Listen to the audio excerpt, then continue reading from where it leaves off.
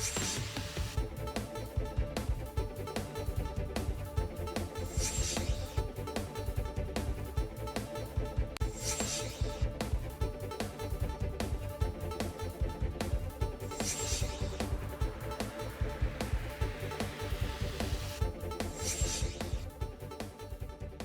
जंटी में स्वागत आपका। मैं हूं योगेंद्र। आप देख रहे हैं खास खबर, और खास खबरों में बात करेंगे लोकतंत्र के पारू की।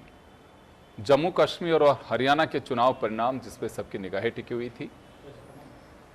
बड़ी बात यह है कि एग्जिट पोल एक बार फिर धाराशायी हुए हैं और कई बार स्थिति जो बनती है, मैं थोड़ा सा आपको उस फ्रेम में लेकर के जाऊंगा जब छत्तीसगढ़ के लिए भी कहा जा रहा था कि कांग्रेस की यहाँ सरकार बनेगी और कोई भी एग्जिट पोल वहाँ बीजेपी की सरकार नहीं बना रहा था। इसी तरह से जो भी एजेंसी काम कर रही थी वो हरियाणा में किसी ने भी बीजेपी को बहुमत नहीं दिया था, सभी ने कांग्रेस को दिया। कई पत्रकारों से भी बात हुई तो उनका भी ये कहना है, लेकिन एक चमत्कारी जीत भाजपा की हैट्रिक, और न केवल हैट्रिक, 14 से अब तक की जीत में सबसे बड़ी जीत दर्ज कराई है भारतीय जनता पार्टी ने। उधर एनसी और कांग्रेस मिलकर के सरकार बनाएंगे, रास्ता साफ दिखाई दे रहा है। तो चले हम चर्चा करेंगे और दिन भर जो चीजें चली हैं उन्हीं को लेकर के। कोई कह रहा है कि हरियाणा में जाट और गैर जाट का मामला रहा, किसी ने कहा कि कांग्रेस में अंदरूनी जो कलह था वो जग जाहिर हुआ, उसकी वजह से नुकसान हुआ। बीजेपी का प्लस पॉइंट रहा कि खट्टर को हटा करके एक नए चेहरे पे दाव खेला और उन्हें फ्री हैंड दिया, उससे फायदा मिला है। मोदी फैक्टर ने भी काम किया है, विकास के एजेंडे की बात की। लेकिन यहां बड़ी बात यह है कि किसान आंदोलन हो, चाहे पहलवानों से जुड़ा मामला हो या दूसरे मुद्दे हो, तमाम मुद्दों को वहां की जनता ने खारिज किया है। अब बीजेपी के पास में जिन राज्यों के अंदर विधानसभा चुनाव है, खासकर महाराष्ट्र, दिल्ली और झारखंड, वहां इसे बहुत अच्छे से बुनाया जा सकता है कि ना किसान नाराज हैं, ना बेरोजगार नाराज हैं, ना पहलवान नाराज हैं, और किसी तरह की महंगाई की भी कोई बात नहीं है। केवल विपक्ष की ओर से फैलाया गया या फैलाया जा रहा भ्रम है। जनता सब कुछ ठीक है, हरियाणा के चुनाव परिणाम से देखना चाहिए। चले इस पूरे मुद्दे पर चर्चा करने के लिए हमारे साथ सीबी यादव जी कांग्रेस से हैं, श्याम झा साहब हमारे साथ में भाजपा से, और हमारे सहयोगी अनिल हमारे साथ में हैं। अनिल, ये माना जा सकता है कि जब ये कहा जा रहा था कि अगर हरियाणा कांग्रेस जीतेगी तो जिन राज्यों में विधानसभा चुनाव होंगे वहां कांग्रेस को एक बूस्टर डोज मिलेगी, तो बूस्टर डोज अगर जीत के साथ है तो यहां माना जाएगा कि बीजेपी के लिए भी एक बूस्टर डोज है ये।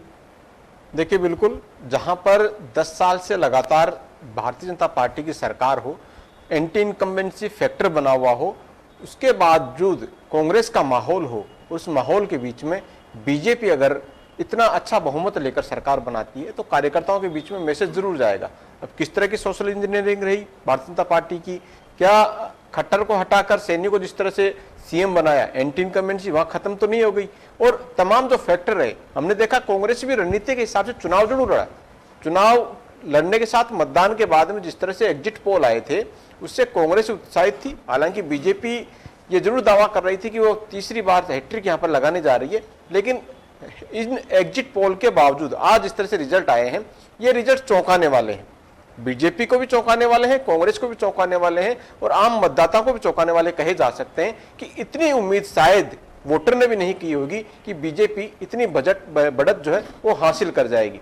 पिछले चुनाव में 40 सीटें थी और इस बार कार्यकर्ताओं ने ताकत लगाई है या फिर वोटर ने विश्वास जताया है, ये सीटें बढ़कर 48 के अबव यहां पर जा रही हैं। तो ये कहा जा सकता है कि booster dose Bharatiya Janata party के कार्यकर्ताओं में जरूर होगा अगर यहां पर कांग्रेस जीतती। बेशक 10 गुना कांग्रेस के कार्यकर्ताओं में उत्साह का जो एक संचार था वो कहीं ना कहीं देखा जा सकता था। जम्मू कश्मीर में जरूर गठबंधन के साथ में वहां पर सरकार बनने जा रही है कांग्रेस की, लेकिन हरियाणा का एक अलग माहौल था। हरियाणा में अगर कांग्रेस यहां पर क्लियर मेजोरिटी लेकर आती तो ये जरूर मैसेज आता आने वाले जो 2 विधानसभा के चुनाव और महाराष्ट्र सहित 2 राज्यों में है, वहां पर कुछ बेनिफिट मिल पाता, कार्यकर्ता उत्साहित होते, कार्यकर्ताओं में एक पॉजिटिव मैसेज आता। लेकिन यहां से अब कांग्रेस को फिर से मंथन करना होगा। फेल्योर कहां रहा, क्या भूपेंद्र हुड्डा को फ्री हैंड जैसा देना या फिर शैलजा को कहीं ना कहीं पूरी पावर नहीं देना। लगातार सोनिया गांधी से मुलाकात कर रहे थे, राहुल गांधी से मुलाकात का दौर चलता रहा, पब्लिक में शायद ये मैसेज नहीं गया पूरी तरह से कि हाँ ये हो सकता है कि जब रिजल्ट आए तो शैलजा भी मुख्यमंत्री हरियाणा की बन सकती है। तो ये कहीं ना कहीं नुकसान यहाँ पर जो नजर आ रहा है वो कांग्रेस का यही तस्वीर जो है वो नजर आती हुई दिखाई दे रही है। ये दिख रहा है चुनाव के अंदर जो चर्चा और बाजार यहाँ पर गर्म है, लोकल जो इस तरह के जो कार्यकर्ता भी कह रहे हैं कि शायद भूपेंद्र हुड्डा जिस तरह से कास्ट बेस अगर चुनाव को देखा जाए तो जाट बैट और जाट के साथ एंटी जो दूसरे जो कास्ट है वो कहीं ना कहीं लामबंद यहाँ पर होते हुए नजर आए हैं। और कांग्रेस को जो विश्वास था एससी वोटर्स से, एसटी वोटर्स से, वो शायद पूरी तरह से कांग्रेस की तरफ नहीं आ पाया और उसी को इस रिजल्ट से कहीं ना कहीं तालमेल करते हुए देखा जा रहा है। जी यादव साहब, आपके पास में आना चाहूंगा, इसे भाजपा की चमत्कारी जीत कहे या कुछ एहसास हो रहा था, क्योंकि आप तो हरियाणा में भी रहे थे। योगेंद्र जी, मुझे नहीं बल्कि किसी को भी इस बात पे विश्वास करना कि ये परिणाम सामने आएंगे, इसका तो शायद मुझे नहीं लगता कि बड़े बड़े राजनीतिक पंडित जो राजनीति में लंबा समय दिए उनको भी ये विश्वास तो कभी नहीं होगा। क्योंकि आप देखिए, जब आप चावल के 4 दाने भी निकाल के चेक करते हैं तो पता चल जाता है, और वहाँ जनमानस में ये बिल्कुल साफ था कि वहाँ की जनता भारतीय जनता पार्टी नरेंद्र मोदी जी की नीतियों से बिल्कुल सख्त खपा थी। और इसका रिजल्ट भी है, 2 दिन पहले एक्सिस इंडिया का जो सर्वे पब्लिश हुआ तो खट्टर साहब जो वहाँ 9 साल तक मुख्यमंत्री रहे, वहाँ केवल 1% उनको सीएम के तौर पर देखना चाहते थे। तो कितनी जबरदस्त नाराजगी थी वहाँ, ये तो वो बिल्कुल साफ ही था। गांवों के अंदर आप जाके देखेंगे तो किसान भारतीय जनता पार्टी के कैंडिडेटों को अंदर तक नहीं जाने दे रहे थे कि कितना आक्रोश था उनके भीतर। जो पहलवानों का मुद्दा था, जवान का जो अग्निवीर का मुद्दा था, ये बिल्कुल साफ और स्पष्ट तौर पर वहाँ स्पष्ट दिखाई दे रहा है। आप ये जरूर है कि ये परिणाम निश्चित तौर पर ही कांग्रेस पार्टी के तौर पर हम लोग इस पे मंथन करेंगे, इस पे सोचेंगे कि इस तरह के रिजल्ट किस तरह से रहे हैं। लेकिन फिर भी इन परिणामों को आप ये देखें कि कोई बहुत बड़ा कोई चमत्कार हो गया ऐसा भी नहीं दिख रहा, क्योंकि कांग्रेस पार्टी और भारतीय जनता पार्टी का अगर आप वोट शेयर देखेंगे तो 0.5 भी नहीं अंतर, बिल्कुल एग्जैक्ट। मैं अभी इलेक्शन कमीशन का डेटा देख रहा था, 39.8% भारतीय जनता पार्टी का ये है, 39.5% के आसपास कांग्रेस है। तो कोई अंतर नहीं है, वोट प्रतिशत में कोई अंतर नहीं है, बराबर का वोट प्रतिशत है। और अगर ये 2-3% मतलब 1-आधा% इधर से उधर होता तो सीटें पूरी की पूरी ये आंकड़ा बिल्कुल चेंज भी हो सकता था। लेकिन हम ये जरूर है योगेंद्र जी, इस बात में कोई डाउट नहीं है कि कांग्रेस पार्टी केवल भारतीय जनता पार्टी से ही चुनाव नहीं लड़ रही होती है, वो भारतीय जनता पार्टी का इलेक्टोरल बॉन्ड का एक बहुत बड़ा धनबल है, उससे भी चुनाव लड़ती है, संस्थाओं से भी चुनाव लड़ती है। और इसमें भी कोई संदेह नहीं है कि इलेक्शन कमीशन की जो कार्यप्रणाली रहती है, जैसे डेट बदलने की बात हो, एक तरफ एक देश एक चुनाव की बात हो रही है, लेकिन हरियाणा और जम्मू कश्मीर के जो चुनाव थे उनकी डेट अलग आती है। एक दूसरा संदर्भ भी देखना चाहिए योगेंद्र जी की केवल इसको हरियाणा के संदर्भ में, हरियाणा में बिल्कुल बराबर की बात है, कोई आगे पीछे नहीं है, सीटों में आंकड़ा आगे पीछे है। लेकिन जम्मू कश्मीर में जिस तरह से भारतीय जनता पार्टी जम्मू कश्मीर के लोगों को जिस तरह से बंधक बनाई, वहां उससे राज्य का दर्जा छीना, और जम्मू कश्मीर में क्या दावे कर रही थी, जैसे तो सब कुछ बहुत बढ़िया बढ़िया जम्मू कश्मीर में हो रहा हो, लेकिन आप देखिए वहां उनका प्रदेश अध्यक्ष भी हार जाता है। वोट शेयर भी देखेंगे तो लगभग कांग्रेस और इंडिया गठबंधन के बीच में 11% का अंतर है, बहुत साफ साफ बहुत बड़ा अंतर है। तो जम्मू कश्मीर का जो चुनाव परिणाम है वो भारतीय जनता पार्टी के मुंह पे एक बड़ा तमाचा है, वो भी बहुत बड़ा तमाचा, छोटी बात नहीं है। हमारा सारी डिबेट हरियाणा पे। तो मुझे एक चीज बताओ सीबी यादव साहब कि वहां तो बीजेपी को तमाचा लग रहा है, फिर हरियाणा में क्या कहेंगे? हरियाणा में तो पूरी तरह से आश्वस्त थे आप लोग। हम आश्वस्त थे, ये बात सही है कि हम आश्वस्त थे, लेकिन इसमें हमारे ऊपर कोई तमाचे जैसी बात नहीं। हमारा वोट प्रतिशत पिछली बार तो से ज्यादा बढ़ रहा है, बीजेपी पे कैसे होगा? जम्मू कश्मीर बराबर वोट प्रतिशत है, केवल सीटों की गणना में ही तो डिफरेंस है ना। मैं यही तो कह रहा हूँ, आप इलेक्शन कमीशन की साइट पे जाके देखेंगे ना तो वोट प्रतिशत में हम कहीं भी पिछड़े नहीं है। निश्चित तौर पर कुछ कमियां रही होगी इसमें, कि क्या कमियां रही है वो तो एक अलग मंथन का विषय, वो तो नहीं हम लोग बिल्कुल अभी चुनाव से, अभी तो चुनाव के परिणाम लगभग लास्ट दौर में, तो अभी तो इस पे कोई हम कोई कंक्लूजन पे नहीं पहुंच सकते। पार्टी मंथन करेगी, हम भी इस पे मंथन करेंगे कि हमारे भीतर हमारी चुनाव की रणनीति में कोई कमी थी, या हमारे जो कैंडिडेट डिक्लेरेशन में कहीं ना कहीं कोई कमी रही है, या फिर क्या खामियां रही है। भारतीय जनता पार्टी का मैनेजमेंट बहुत अच्छा था, ये तो बाद की बातें हैं। लेकिन ये ऐसा नहीं कह सकते कि कोई बहुत बुरी स्थिति कांग्रेस की हो गई हो, बराबर का वोट शेयर है, ये भी कोई कम बात नहीं है। और दूसरी चीज आप योगेंद्र जी आप ये भी देखेंगे कि पूरे जो इलेक्शन कैंपेन था उसमें नरेंद्र मोदी जी की कहीं होर्डिंग पे जो एकमात्र चेहरा होता था, आपको हरियाणा में कहीं नहीं दिखाई देखने को मिलेगा, जो हर चुनाव में था। जो 2019 के चुनाव का कैंपेनिंग अगर आप देखोगे तो केवल मोदी का चेहरा था। लेकिन अब की बार चूंकि इनको आभास था इस बात का कि चुनाव परिणाम क्या आने वाले हैं, इसलिए मोदी की छवि पे कोई प्रभाव नहीं पड़ जाए, इसलिए ना तो उनका चाहे मैनिफेस्टो भी आप देखोगे उस पे नरेंद्र मोदी जी गायब थे, वहां होर्डिंग से नरेंद्र मोदी जी गायब थे। तो ये इनको आभास था ये बात, लेकिन ये लास्ट मोमेंट पे जो परिणाम रहे वो क्या रहे, जो संकल्प था मैनिफेस्टो पे तो है, मोदी का चित्र बना हुआ है, जेपी नड्डा का नहीं, केवल मोदी का हुआ करता था, दूसरे नेताओं की कहीं जगह नहीं होती थी इनके कभी भी। चाहे आप राजस्थान का मैनिफेस्टो पिछला देख लीजिए, मोदी के अलावा कोई दूसरा चेहरा नहीं होता था। लेकिन अब की बार ऐसा कहीं नहीं दिख रहा। मोदी एक छोटी सी रहती थी, जैसे नायब सिंह सैनी और उसके बगल में एक छोटी सी मोदी जी की फोटो, यही पूरा एक इलेक्शन कैंपेनिंग थी इनकी। तो उसका बेनिफिट मिला बीजेपी को।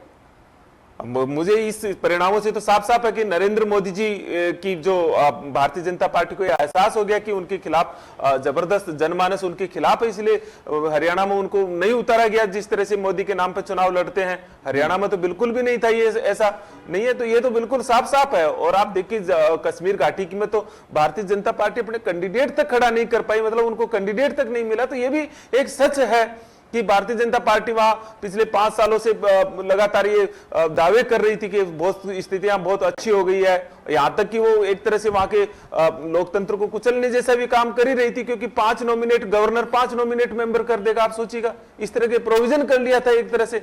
लेकिन फिर भी वहां के जम्मू कश्मीर की जनता ने जो जनादेश दिया है, उससे मुझे लगता है कि भारतीय जनता पार्टी को अब तो इस बात पे पुनर्विचार करना चाहिए और जम्मू कश्मीर का जो पूर्ण राज्य का बहाली है, जिस मुद्दे पे चुनाव हुआ है, उसको पूर्ण राज्य का दर्जा देना चाहिए। अब इनको इस जनमानस चलिए मैं वापस आऊंगा आपके पास, वापस आऊंगा। श्याम जी हमारे साथ में जुड़े हुए हैं। श्याम जी, अभी तो ऑलमोस्ट सारी चीजें क्लियर हो चुकी हैं, क्या कहेंगे? कांग्रेस का कहना है कि जम्मू कश्मीर की जीत ने ज्यादा चौंका है और बीजेपी को बैकफुट पर धकेल दिया उससे।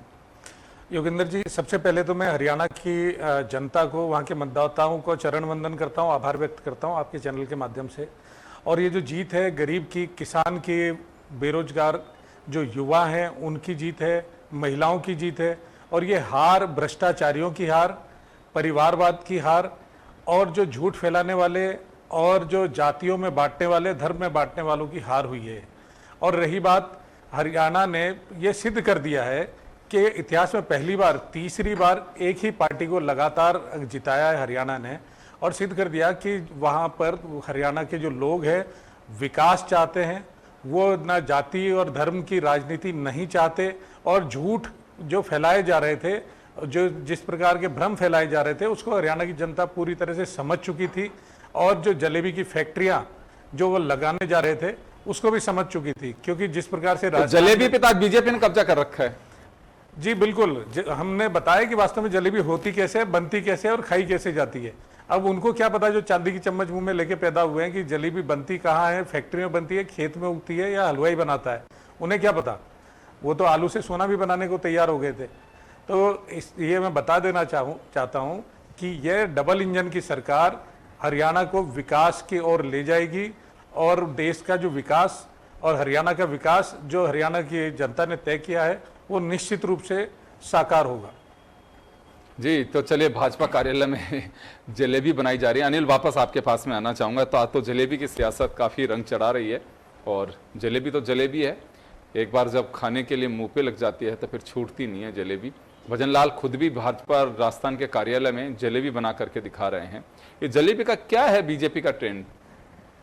देखिए, गोहना की जलेबी जिस तरह से ट्रेंड में रही है हरियाणा के इन चुनावों के अंदर, चाहे नरेंद्र मोदी की बात करें, राहुल गांधी की बात करें, तमाम बड़े नेताओं ने इस जलेबी का जिक्र भी किया है, जलेबी का स्वाद भी चखा और तारीफ भी वहाँ पर की गई है। अच्छी जलेबी है, लेकिन जो हरियाणा का चुनाव जलेबी सा चल रहा था, इतना क्लियर और इतना स्पष्ट होगा बीजेपी के लिए, ये किसी ने नहीं सोचा था। इस जलेबी जैसे चुनाव को बीजेपी ने किस तरह से निकाला है, ये स्ट्रेटेजी बीजेपी की खास तौर से देखनी होगी। बेशक अन्य राज्यों में जितने प्रधानमंत्री नरेंद्र मोदी के दौरे होते हैं, हरियाणा में नहीं हुए, ये बात मानी जा सकती है। लेकिन ये कि प्लानिंग भी कहीं ना कहीं बीजेपी की रही होगी कि शायद प्रधानमंत्री नरेंद्र मोदी की कम सभाएं करा के लोकल जो नेतृत्व है उसको अगर आगे लाया जाए तो यहाँ पर बेनिफिट हो सकता है। एक स्टेट में जहां पर लगातार 10 साल से उस पार्टी की सरकार है, उसके बावजूद 50 सीटों के लगभग दोबारा से रिपीट होकर तीसरी बार सरकार बनाना एक चैलेंजिंग होता है।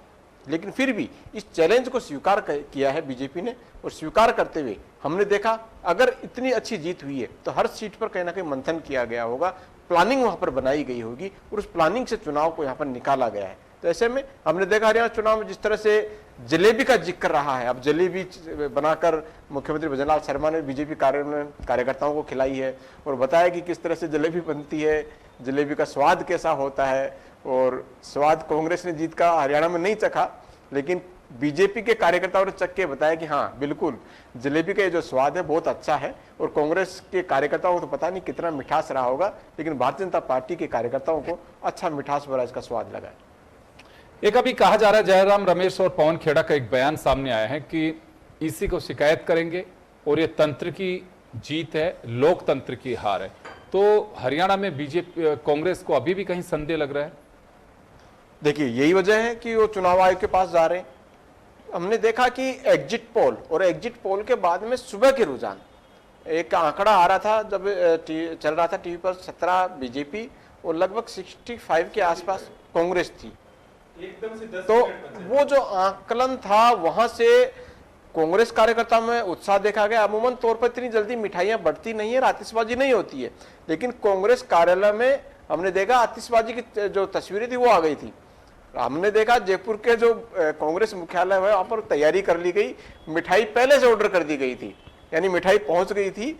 अगर वो घंटे भर तक नतीजे उसी स्टैंड पर रहते, बाद में अगर गिरावट आती तो कई नेताओं के साथ बयान भी आ चुके होते, मिठाइयां भी चल चुकी होती, लेकिन तमाम जो चीजें थी वो उल्टी बैठी। अब किस तरह से मैंडेट रहा है, ईवीएम खुली है, ईवीएम में मतदान हुआ है, जनता के सामने है, जनता ने वोट दिया है, अब क्या कुछ है, क्योंकि इन तमाम चीजों के पीछे कांग्रेस को शायद संदेह यहाँ पर नजर आ रहा है और ये वजह है कि वो चुनाव आयोग के यहाँ दस्तक देने जा रही है। लेकिन रिजल्ट किस तरह से होते हैं, उसके बाद की क्या कुछ चीजें होती है तो बाद में देखना होगा। लेकिन तस्वीर अब साफ है, हरियाणा में तीसरी बार बीजेपी सरकार बनाने जा रही है। बिल्कुल, नायब सैनी शपथ लेंगे, उन्हें बधाई दे दी गई है।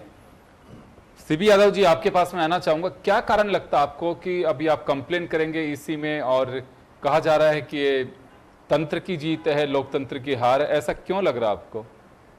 देखिए योगेंद्र जी, आप भी चुनावों को बहुत लंबे समय से देख रहे हो, बहुत वरिष्ठ पत्रकार हो। मैं खुद आपके साथ कई बार विश्लेषक के तौर पे बैठा, लेकिन मैं डिबेट के भीतर एक टीवी चैनल के साथ था। ये 9:40 से 9:50, केवल 10 मिनट में कांग्रेस 65 से 35 पे आती है और भारतीय जनता पार्टी 18 से 48-49 पे जाती है। ये ऐसा कभी देखने को नहीं मिला कि 10 मिनट में ऐसा क्या होता है वहां पूरे परिणाम में। तो ये जरूर एक हम अचानक से कोई प्रतिक्रिया नहीं दे सकते, लेकिन निश्चित तौर पर ही कांग्रेस पार्टी के नहीं, आम मतदाता के भी संदेह पैदा करता है ये चीजें।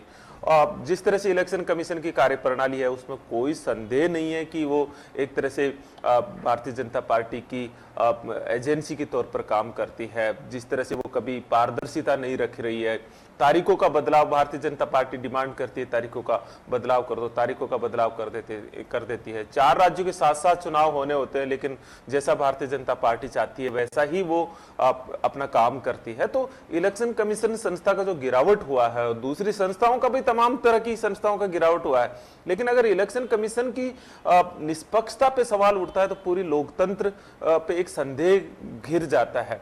और ये संदेह कांग्रेस पार्टी का नहीं, आम मतदाता के आज है।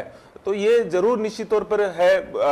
30 विधानसभाओं से भी ज्यादा, अभी मैं जयराम रमेश जी का बयान देख रहा था, बस कंप्लेन आई है, उनको एडमिट नहीं कर रहे हैं। कांग्रेस पार्टी अब जाके एडमिट करेगी, तो ये कुछ समय बाद और स्थिति स्पष्ट होगी। तत्कालिक रूप से तो इस पे प्रतिक्रिया नहीं दी जा सकती है, लेकिन निश्चित तौर पर ही जीता हुआ चुनाव था कांग्रेस पार्टी का, वोट शेयर लगभग बराबर है। जीते हुए चुनाव को तंत्र की माध्यम से भारतीय जनता पार्टी ने छीना है। चलिए आप ईसी के पास में जाएंगे। आप तंत्र की जीत बता रहे, लोकतंत्र की हार बता रहे, लेकिन एक बात और, शैलजा का बयान मैं देख रहा हूं, वो ये कह रहे हैं कि पार्टी को आत्मचिंतन करने की आवश्यकता है, हारे क्यों, इस पर देखना होगा। मैं चुनाव लड़ना चाह रही थी, मुझे रोका गया। देखिए शैलजा जी, पहले तो ये है कि आत्ममंथन की जरूरत है। इसमें तो मुझे लगता है कि कोई दो राय नहीं है कि हमें आत्ममंथन करना चाहिए इस बात को। हर चुनाव आत्ममंथन की जरूरत रखता है।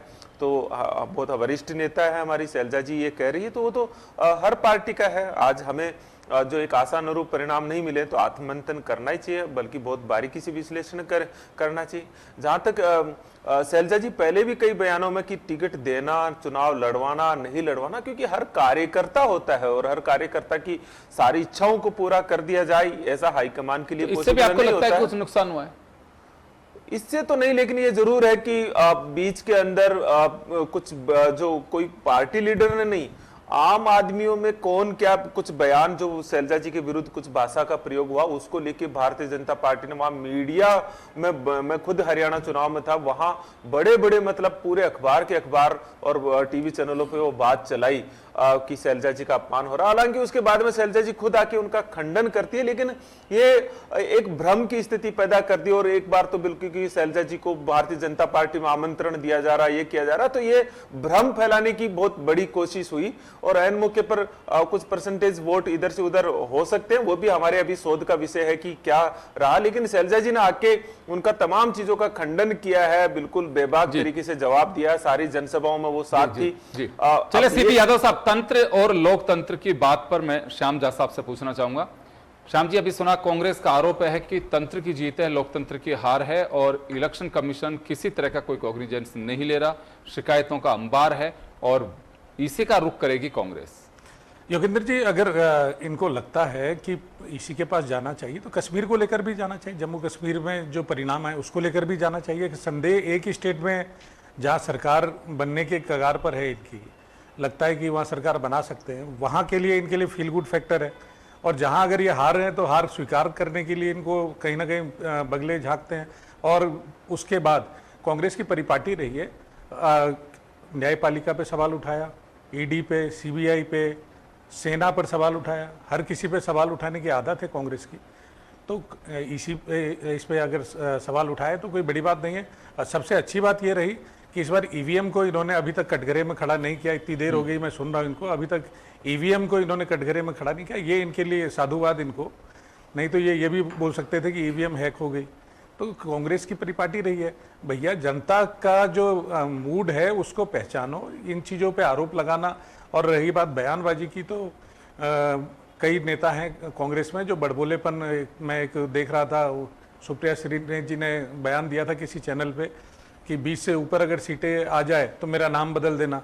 तो मैं तो पूछना चाहूँगा कि भैया क्या नाम रखना है, आप लोग ही सोच के बता दीजिएगा तो हम लोग रख देंगे। तो इस तरह की। और लोकतंत्र की अगर बात करते हैं, मुझे वो याद है दिन, लोकसभा में कोई प्रस्ताव पारित होता है और उस प्रस्ताव को लेकर के प्रधानमंत्री मनमोहन सिंह जी गए थे और राहुल गांधी जी उस समय कांग्रेस के राष्ट्र अध्यक्ष होते थे। अब लोकतंत्र की किस प्रकार से हत्या होती है आप देखिए कि प्रधानमंत्री कोई प्रस्ताव लेके जाते हैं लोकसभा में पारित किया हुआ, उसको कांग्रेस का अध्यक्ष फाड़ के फेंक देता है। वो ये लोग लोकतंत्र की बात करेंगे? लोकसभा का कोई गरिमा होती है, प्रधानमंत्री की कोई गरिमा होती है? एक कांग्रेस का जो राष्ट्र अध्यक्ष है वो क्या इतना बड़ा हो जाता है? ये लोकतंत्र की बात करेंगे? इंदिरा गांधी जी के टाइम पे कितने प्रदेशों में सरकार रातों रात बदल दी गई, ये लोकतंत्र की बात करेंगे? किस प्रकार से इमरजेंसी लगाई गई थी, ये लोकतंत्र की बात करेंगे? पूरा देश जानता है, ये केवल बातें ना करे लोकतंत्र की, पूरे देश को पता है कि वास्तव में लोकतंत्र के हत्यारे कौन है।